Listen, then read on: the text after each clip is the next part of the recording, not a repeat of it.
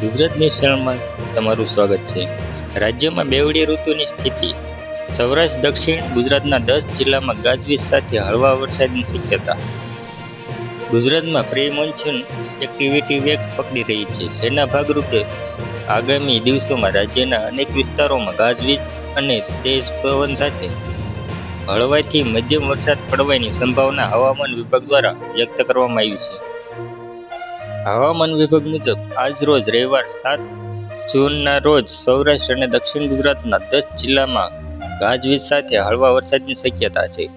IMD અનુસાર દક્ષિણ પૂર્વ રાજ્યો અને તેને અડીને આવેલા ઉત્તર ગુજરાતના વિસ્તારો પર સમુદ્રની સપાટીથી 3.1 કિલોમીટરની ઊંચાઈએ એક સાયક્લોનિક સર્ક્યુલેશન સક્રિય છે, જેના કારણે વાતાવરણમાં ભેજનું પ્રમાણ વધ્યું છે. બીજી તરફ નૈઋત્ય ચોમાસું ગોવા અને બેંગ્લોર સુધી પહોંચી શક્યું છે અને તે આગળ વધી રહ્યું છે. 7 જૂને અમરેલી, ભાવનગર, ગીર સોમનાથ, છોટાઉદેપુર, નર્મદા, સુરત, ડાંગ, તાપી, નવસારી, વલસાડમાં હળવાથી મધ્યમ વરસાદની રહેશે. અમદાવાદ અને આસપાસના વિસ્તારોમાં આગામી 24 કલાક દરમિયાન આકાશ આંશિક રીતે વાદળછાયું રહેવાની શક્યતા છે. શહેરોમાં મહત્તમ તાપમાન 42 ડિગ્રી સેલ્સિયસ આસપાસ નોંધાઈ શકે છે, જેના કારણે બપોરના સમયે ગરમી અને ઉકળાટનું વાતાવરણ રહેવાની શક્યતા છે.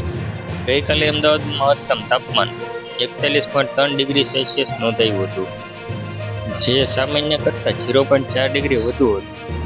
આગામી 8 થી 10 જૂન દરમિયાન ગુજરાતના તાપી, ડાંગ, વલસાડ અને નવસારી જિલ્લામાં મેઘગર્જના સાથે વરસાદી માહોલ રહેશે.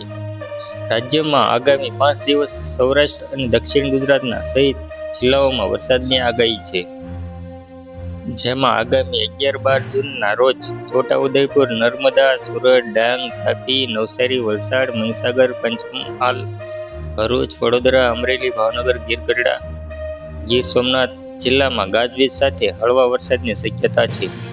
ધન્યવાદ.